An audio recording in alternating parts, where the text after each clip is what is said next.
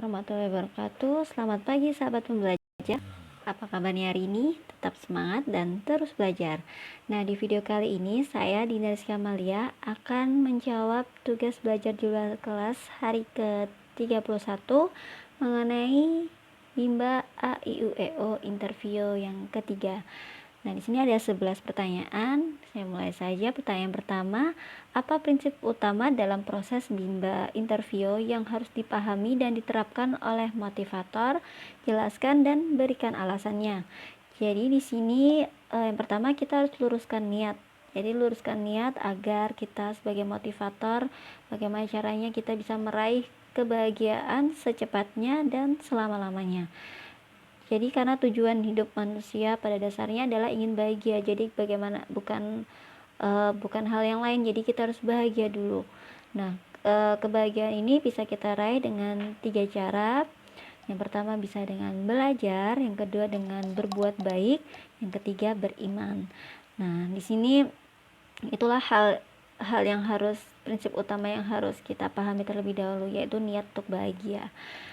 Kemudian mengapa dan berikan alasannya, karena ketika kita sudah mencapai kebahagiaan, misalnya kita sudah merasakan bahagia, kemudian tidak ada perasaan resah, gelisah, galau, tidak ada, kita bebas dari segala macam hal-hal yang membuat kita berpikir atau membuat kita merasa tidak nyaman. Nah, setelah itu kita akan mencapai dengan bahagia yang berdampak sukses, seperti itu.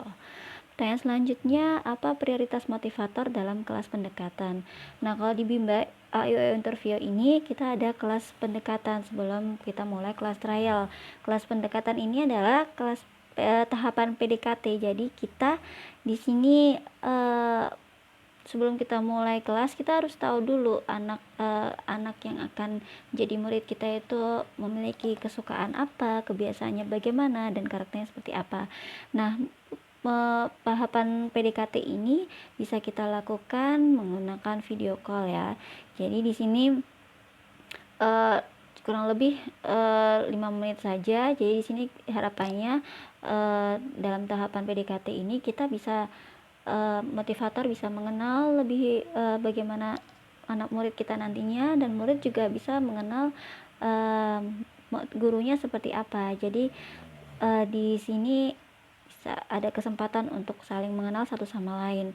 Nah, di sini di tahapan trial ini kita juga harus melihat apakah anak ini nanti kondusif atau tidak kalau di depan kamera, karena kita berlangsungnya secara online bukan tatap muka. Jadi kita harus melihat apakah anak itu dapat berinteraksi dua arah, kemudian kondusif di depan kamera atau selama PDKT berlangsung, kemudian jaringan internetnya baik, perangkatnya bisa video call, seperti itu.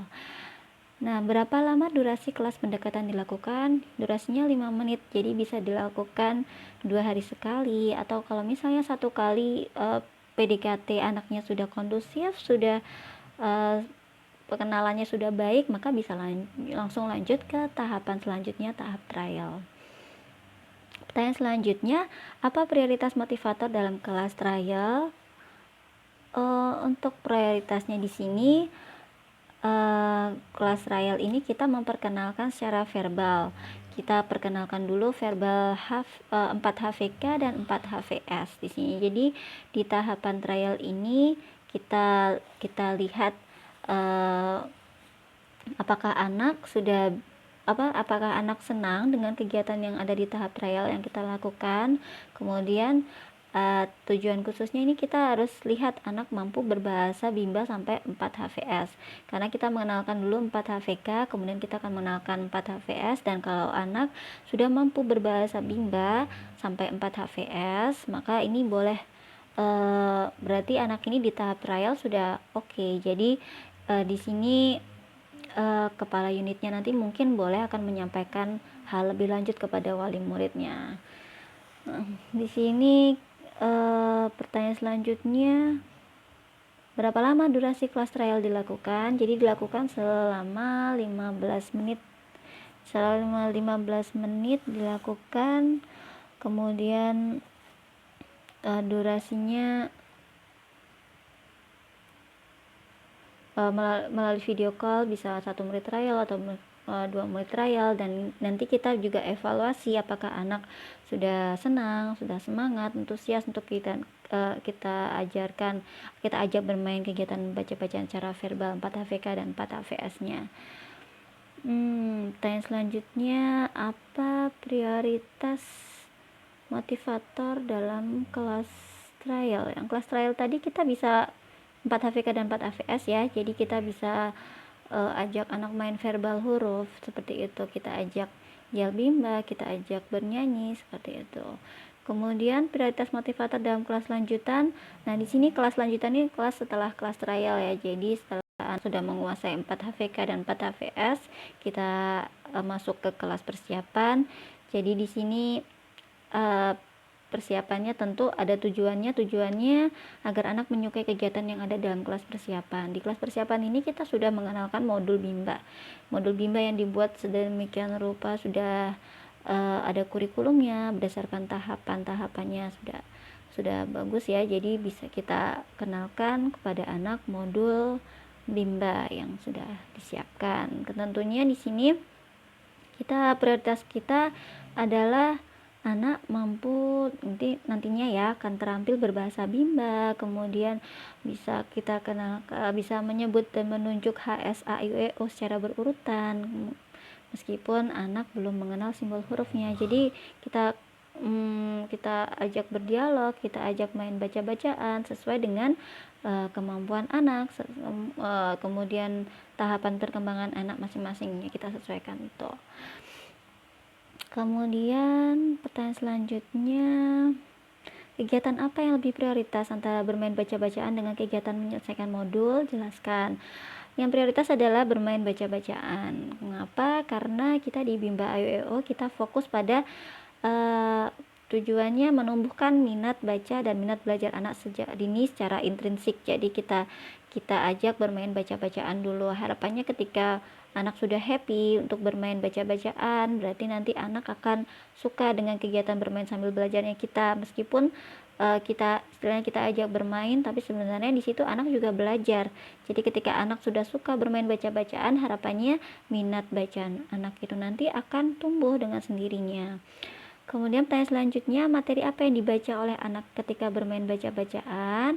Nah, di sini kita pakai modul bimba. Jadi kita sesuaikan modulnya sesuaikan dengan kemampuan anak, tahapan anak. Nah, di sini biasanya kita lebih fokus ke kegiatan bermain baca-bacaan.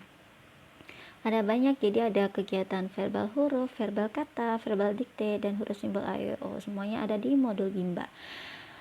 Kemudian pertanyaan selanjutnya, bagaimana cara agar bermain baca-bacaan menyenangkan bagi anak? Nah, di sini kita harus benar-benar bisa menerapkan metode bimba. Yang pertama fun learning, kemudian small step system, dan individual system. Jadi kita bagaimana caranya menciptakan kelas yang menyenangkan sehingga anak merasa senang, jadi tidak ada paksaan sebenarnya di kelas itu seperti belajar mengerjakan modul, enggak. Jadi mereka happy, kemudian mengerjakan modulnya juga sudah karena mereka memang suka, seperti itu. Caranya kita bisa ajak berdialog, kemudian ketika berdialog kita sisipkan bahasa bimba. Kita bisa sambil verbal kata, main verbal kata, dikte, seperti itu. Kemudian kita juga bisa mendongeng, bercerita, kita bisa membacakan buku, seperti itu. Kemudian pertanyaan selanjutnya, bagaimana cara menyikapi anak yang tidak mau bermain baca-bacaan? Ini pasti nantinya akan menemui hal semacam ini.